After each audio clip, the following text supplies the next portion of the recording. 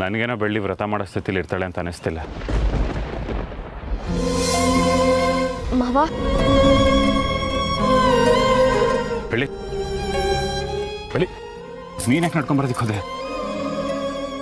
ಮಾವ, ನನ್ನ ಕೈ ಸಾಧ್ಯ ಆಗುತ್ತೆ. ನಾನು ವ್ರತ ಮಾಡೇ ಮಾಡ್ತೀನಿ. ಬೆಳ್ಳಿ, ಈಗಲೂ ಹೇಳ್ತಾ ಇದ್ದೀನಿ, ಸುಮ್ಮನೆ ರಿಸ್ಕ್ ಬೇಡ. ಇವತ್ತು ನಿನ್ನ ಪಟ್ಟು ಕಷ್ಟನೇ ನನ್ನಿಂದ ನೋಡೋದಕ್ಕೆ ಆಗ್ತಿರ್ಲಿಲ್ಲ. ತುಂಬ ಸಂಕಟ ಆಗ್ತಿತ್ತು. ಮತ್ತೆ ನೀನು ನಾಳೆ ಕಷ್ಟಪಡ್ದಿನ ನನ್ನಿಂದ ನೋಡೋದಕ್ಕಾಗಲ್ಲ ಬೆಳ್ಳಿ. ಹಾಗಂತ ವ್ರತನ ಅರ್ಧದಲ್ಲೇ ಬಿಟ್ಬಿಡಕ್ಕಾಗುತ್ತಾ? ಬೆಳ್ಳಿ, ಒಂದು ವಿಷಯ ಅರ್ಥ ಮಾಡ್ಕೊ. ಈ ಆಸ್ತಿ ಅಂತಸ್ತು ಏನೇ ಹೋದ್ರು ಮತ್ತೆ ಸಂಪಾದನೆ ಮಾಡ್ಬೋದು. ಆದರೆ ನಿಂಗೇನಾದರೂ ಹೆಚ್ಚು ಕಡಿಮೆ ಆದರೆ ನಾನೇನು ಮಾಡ್ಬೇಕು ಬೆಳ್ಳಿ?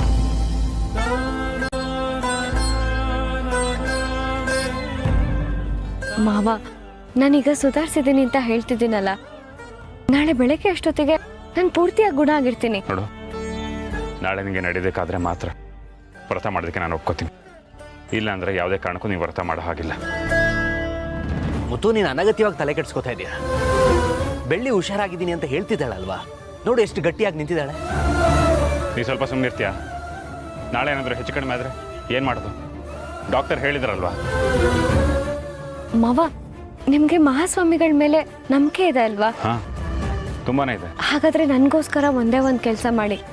ಮಹಾಸ್ವಾಮಿಗಳಿಗೆ ನನ್ನ ಕಾಲು ಆದಷ್ಟು ಬೇಗ ಗುಣ ಮಾಡಿ ಅಂತ ಮೆಸೇಜ್ ಕಳಿಸಿ. ನಾನು ರಾತ್ರಿ ಮಹಾಸ್ವಾಮಿಗಳನ್ನ ನನ್ನ ಕಾಲು ಗುಣ ಮಾಡಿ ಅಂತ ಕೇಳ್ಕೊತೀನಿ. ನೀವೇ ನೋಡ್ತೀರಿ, ನಾಳೆ ಬೆಳಗ್ಗೆ ಅಷ್ಟೊತ್ತಿಗೆ ನಾನು ಸಂಪೂರ್ಣವಾಗಿ ಗುಣ ಆಗಿರ್ತೀನಿ.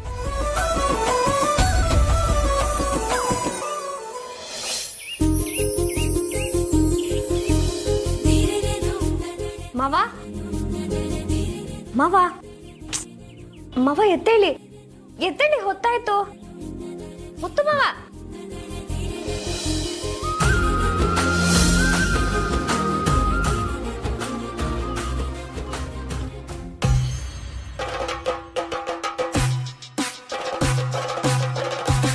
ಏನ್ ಮಾವ ಹಾಗೆ ನೋಡ್ತಿದ್ದೀರಾ? ಮಾವ,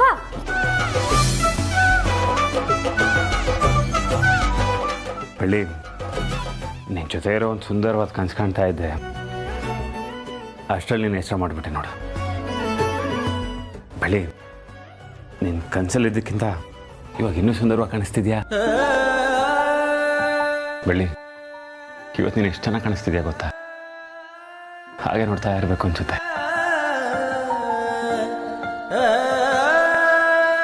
ಮಾವ, ಬೆಳಗ್ಗೆ ಎದ್ದಿದ ತಕ್ಷಣ 2 ಅಂಗೈ ನೋಡ್ಕೊಂಡು ಶ್ಲೋಕ ಹೇಳಬೇಕು.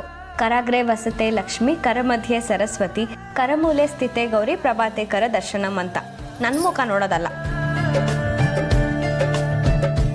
ಆ ಲಕ್ಷ್ಮೀ ಸರಸ್ವತಿ ದೇವಿ ಎಲ್ಲರೂ ನಿನ್ನ ಮುಖದಲ್ಲೇ ಇದ್ದಾರೆ. ಮಾವ, ಈಗ ನೀವು ನನ್ನನ್ನು ಹೊಗಳ್ತಾ ಕೂರೋಷ್ಟು ಸಮಯ ಇಲ್ಲ. ಅದರಿಂದ ಈಗ ನಿಮ್ಗೆ ಯಾವ ಲಾಭನೂ ಇಲ್ಲ. 2ನೇ ದಿನದ ವ್ರತಕ್ಕೆ ಹೋಗ್ಬೇಕು ಅನ್ನೋದನ್ನ ಮರ್ತ್ಬಿಟ್ರಾ? ಓ, ಹೌದಲ್ವಾ? ಬೆಳ್ಳಿ, ನೀನು ರೆಡಿನೇ ಆಗ್ಬಿಟ್ಯಾ? ಹಾಂ ಮಾವ, ನಾನು ರೆಡಿ ಆಗಿದ್ದೀನಿ. ನೀವು ರೆಡಿ ಆಗಿಬಿಟ್ರೆ ದೇವಸ್ಥಾನಕ್ಕೆ ಬೇಗ ಹೋಗ್ಬೋದು. ಅಲ್ಲ ಬೆಳ್ಳಿ, ಕಾಲು ನೋವಿತ್ತಲ್ವಾ ನಿಂಗೆ? ಇಷ್ಟೊಂದು ಕಾಲು ನೋವು ಇಟ್ಕೊಂಡು ವ್ರತ ಹೇಗೆ ಮಾಡ್ತೀಯಾ? ಮಾವ, ರಾತ್ರಿನೇ ನಾನು ಸ್ವಲ್ಪ ಓಡಾಡ್ತಿದ್ನಲ್ಲ, ಬೆಳಗ್ಗೆ ಹೇಳೋ ಅಷ್ಟೊತ್ತಿಗೆ ಅಷ್ಟೊಂದು ನೋವು ಇರಲಿಲ್ಲ. ಗಾಯ ಎಲ್ಲ ವಾಸಿ ಆಗೋಗಿದೆ. ನೋಡಿ, ನಾನೀಗ ಎಷ್ಟು ಆರಾಮಾಗಿ ಓಡಾಡ್ತೀನಿ. ಇಟ್ಕೊಳ್ಳಿ.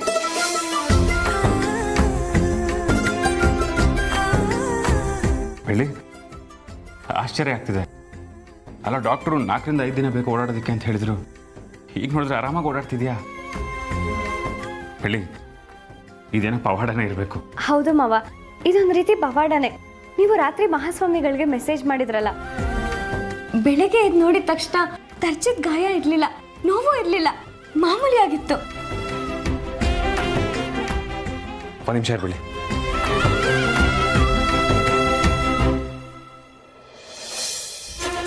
ಬೆಳ್ಳಿ, ನಾನು ಮಹಾಸ್ವಾಮಿಗಳಿಗೆ ರಾತ್ರಿ ಮೆಸೇಜ್ ಮಾಡಿದ್ನಲ್ಲ, ಅವ್ರು ರಾತ್ರಿನೇ ರಿಪ್ಲೈ ಮಾಡಿದ್ದಾರೆ. ಬೆಳಗ್ಗೆ ಅಷ್ಟೊತ್ತಿಗೆ ಬೆಳ್ಳಿ ಓಡಾಡ್ತಾಳೆ, ಅವಳು ಗುಣ ಆಗ್ತಾಳೆ ಅಂತ. ನೋಡು, ನಾನು ಗಮನಿಸೇ ಇಲ್ಲ.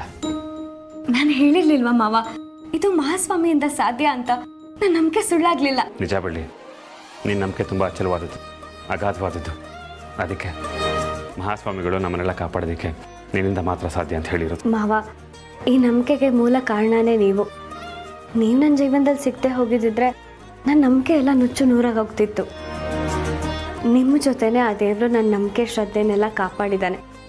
ಆ ದೇವ್ರಿಗೆ ನಾನು ಎಷ್ಟು ಕೃತಜ್ಞತೆ ಹೇಳಿದ್ರೂ ಸಾಲದು. ನೀವೀಗ ಬೇಗ ಹೋಗಿ ಸ್ನಾನ ಮಾಡ್ಕೊಂಡು ಬನ್ನಿ. ತಗೊಳ್ಳಿ. ಸರಿ, ನಾನು 10 ನಿಮಿಷದಲ್ಲಿ ಸ್ನಾನ ಮಾಡ್ಕೊಂಡ್ಬರ್ತೀನಿ. ನೀನು ಷಣ್ಮುಗ ಮತ್ತು ಐಶ್ವರ್ಯ ರೆಡಿ ಆಗುತ್ತೆ ಕೇಳ್ಬಿಡು. ಮಾವ ದೇವಸ್ಥಾನದಲ್ಲಿ ವ್ರತದ ಸಿದ್ಧತೆ ಮಾಡಬೇಕಲ್ಲ, ಅವರಿಬ್ರು ಆಗಲೇ ಹೊರಟಾಯ್ತು. ಓ, ಹಾಗಾದ್ರೆ ನಾನೇ ಲೇಟಾ? ಸರಿ, ನಾನು ಹಿಂಗೋಗಿ ಹಿಂಗೆ ಬಂದ್ಬಿಡ್ತೀನಿ.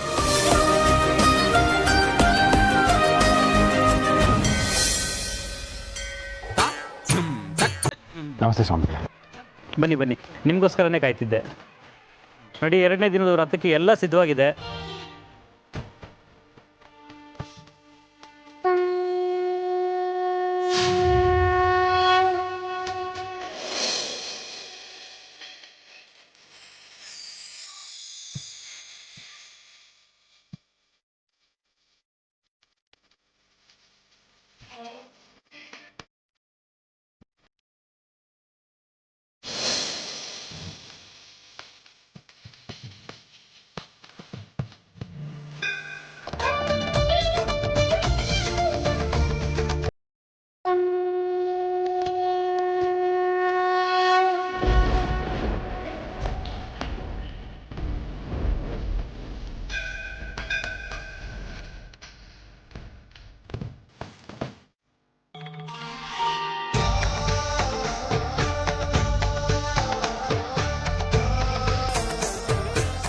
ಮುನೇಶ್ವರ, ನನ್ನ ಮುತ್ತು ಮಾವಂಗೆ ಯಾವ ಕಷ್ಟನೂ ಬರ್ದೇ ಇರೋ ಹಾಗೆ ಆಶೀರ್ವಾದ ಮಾಡು. ಬರೋ ಸಣ್ಣ ಪುಟ್ಟ ಕಷ್ಟಗಳನ್ನ ಧೈರ್ಯವಾಗಿ ಎದುರಿಸೋ ಶಕ್ತಿ ಕೊಡು.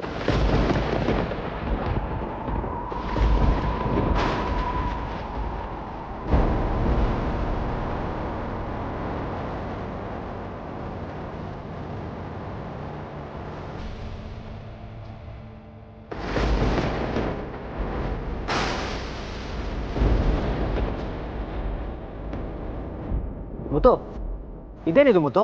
ಇಷ್ಟೊತ್ತಂಗೆ ಇಷ್ಟೊಂದು ಬಿಸಿಲಿತ್ತು, ದಿಢೀರಂತ ಮೋಡಲ್ಲ ಮುಚ್ಕೊಂಡು ಮಳೆ ಬರಾಗಿದೆ. ಎಲ್ಲ ವಿಚಿತ್ರ ಅನಿಸ್ತಾ ಇದೆ. ಷಣ್ಮುಗ, ಬೆಳ್ಳಿ ಮಳೆ ನೆನೆದಾರಾಗ ನೋಡ್ತಾ ಕಣ, ಇಲ್ಲಾಂದರೆ ವ್ರತನೇ ಬಂದಾಗುತ್ತೆ. ಸ್ವಾಮಿ ಮುನೇಶ್ವರ, ಈ ಮಳೆನ ಹೇಗಾದರೂ ಮಾಡಿ ನಿಲ್ಸಪ್ಪ. ನನ್ನ ಕೈನಲ್ಲಿರೋ ಈ ದೀಪ ಆರು ಹೋಗ್ತಾ ಇರೋ ಹಾಗೆ ನೀನೇ ನೋಡ್ಕೋಬೇಕು. ಮುತ್ತು, ಮಳೆ ಶುರು ಆಯ್ತು ಮುತ್ತು. ಷಣ್ಮುಗ, ಬೇಗ ಏನಾದರೂ ಮಾಡ್ಬೇಕಣ, ಇಲ್ಲಾಂದರೆ ಬೆಳ್ಳಿಗೆ ಹಚ್ಚಿರೋ ಮಣ್ಣೆಲ್ಲ ಕರ್ಗೋಗುತ್ತೆ, ದೀಪ ಆರೋಗುತ್ತೆ. ಏನಾದರೂ ಮಾಡ್ಬೇಕಣ. ತಗೋ ಐಶು, ಈ ಕಡೆ ಬಾ.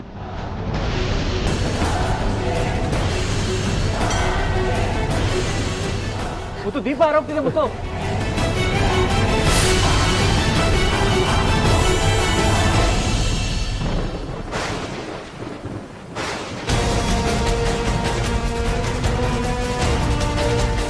ಅಪ್ಪ ಮುನೇಶ್ವರ, ನನ್ನ ವ್ರತ ಭಂಗ ಆಗದೆ ಇರೋ ಹಾಗೆ ನೀನೇ ನೋಡ್ಕೋ.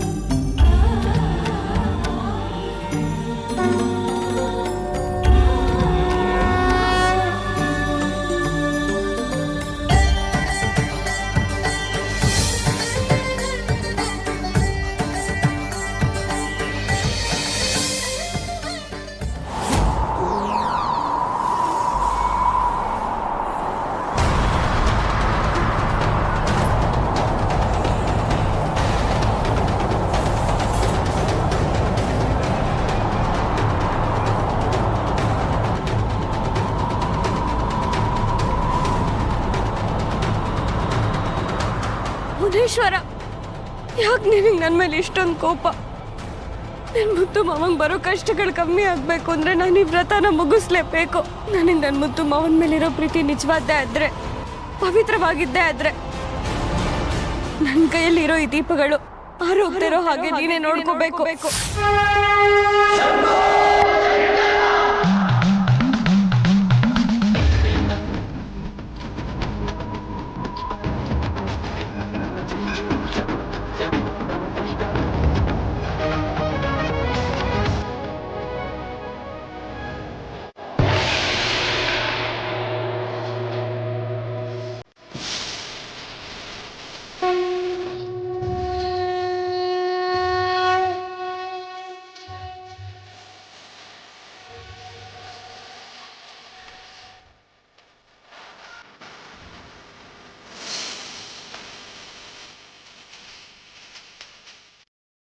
ಬೆಳ್ಳಿ, ಮನ್ಸೊಂದಿದ್ರೆ ಏನು ಬೇಕಾದ್ರೂ ಮಾಡ್ಬೋದು ಅನ್ನೋದನ್ನು ನೀನು ತೋರಿಸ್ಬಿಟ್ಟೆ. ಬೀಸೋ ಗಾಳಿ, ಸುರಿಯೋ ಮಳೆ, ಇದ್ಯಾವುದು ನಿನ್ನ ನಂಬಿಕೆನ ಸುಳ್ಳು ಮಾಡೋದಕ್ಕಾಗಲಿಲ್ಲ.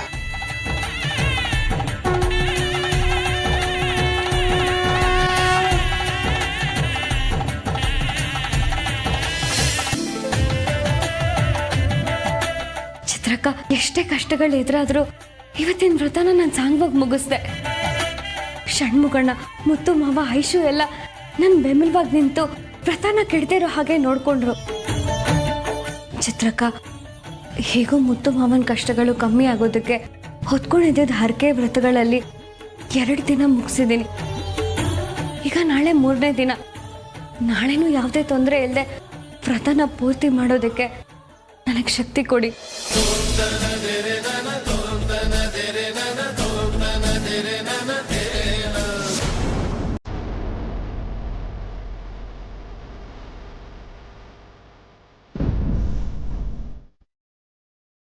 ಅಮ್ಮ,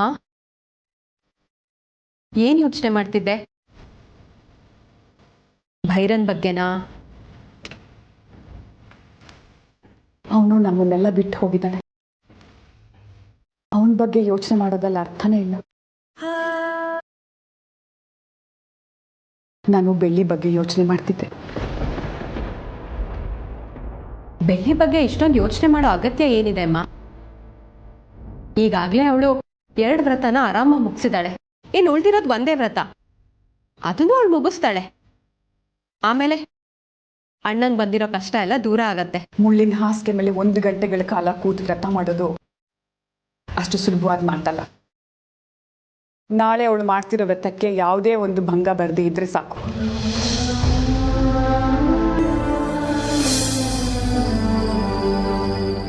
ಷಣ್ಮುಗ, ನಾಳೆ ವ್ರತಕ್ಕೆ ಏನೇನು ಬೇಕು ಅಂತ ಒಂದ್ಸಲ ಫೋನ್ ಮಾಡಿ ಕೇಳ್ಕೊಂಬಿಡು. ಯಾಕೆಂದರೆ ನಾಳೆ ವ್ರತ ತುಂಬ ಕಷ್ಟ ಇದೆ.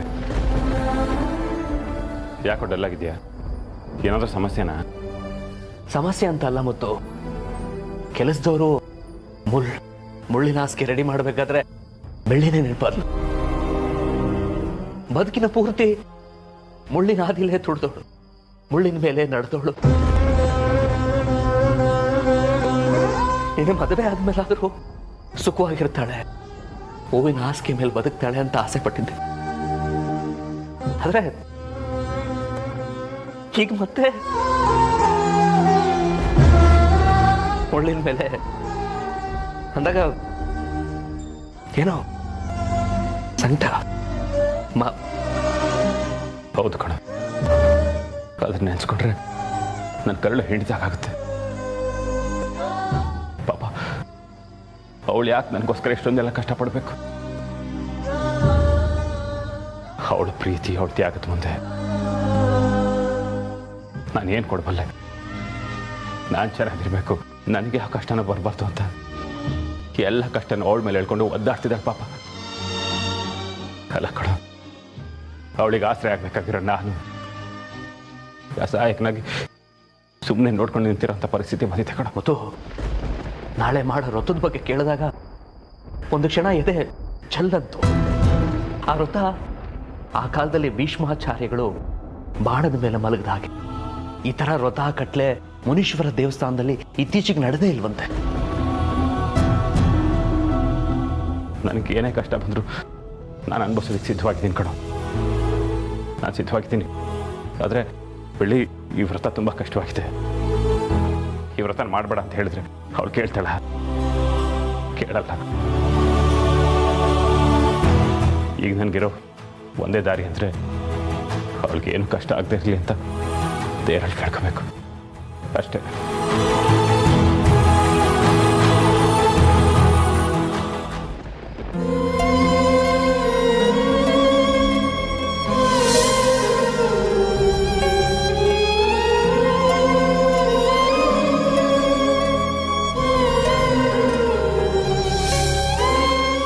ಮಾವ, ಇಲ್ಲಿ ಕುತ್ಕೊಂಡು ಏನು ಮಾಡ್ತಿದ್ರ?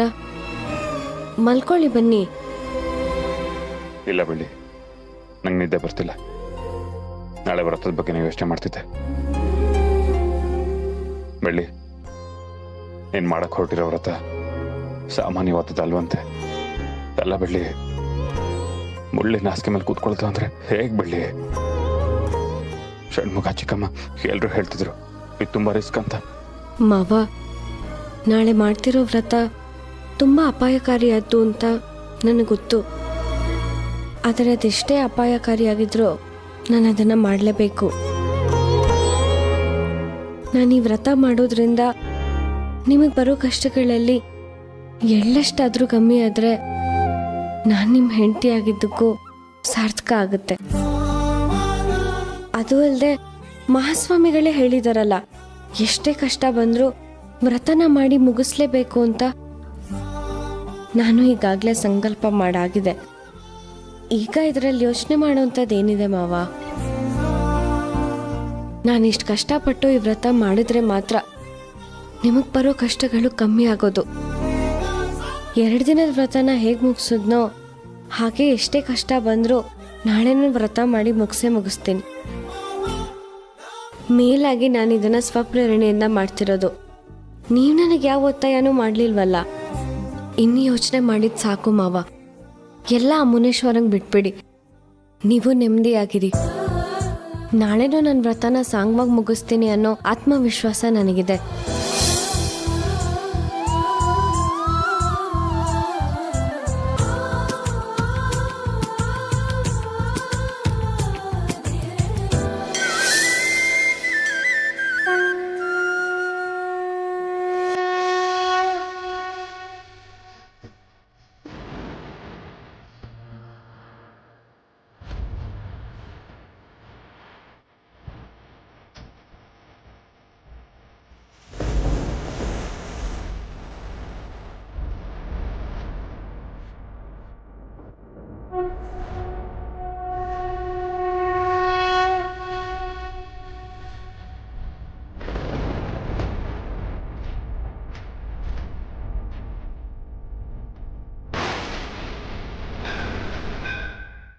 ಅಪ್ಪ ಮುನೀಶ್ವರ, ಮಹಾಸ್ವಾಮಿಗಳು ಹೇಳಿದ ಥರಾನೇ 2 ದಿನದ ವ್ರತನ ಸಾಂಗವಾಗಿ ಮುಗಿಸಿದ್ದೀನಿ. ಆದರೆ ನನಗೆ 2 ದಿನ ಪಟ್ಟಿದ್ದ ಶ್ರಮ ಎಲ್ಲ ಇವತ್ತಿನ ಪ್ರತಿಫಲದ ಮೇಲೆ ನಿಂತಿದೆ. ಇವತ್ತು ಮಾಡೋ ವ್ರತನೂ ಪೂರ್ತಿಗೊಂಡ್ರೆ ಮಾತ್ರ ಮತ್ತು ಮಾವಾಗ ಬರೋ ಕಷ್ಟಗಳೆಲ್ಲ ಕಮ್ಮಿ ಆಗೋದಕ್ಕೆ ಸಾಧ್ಯ.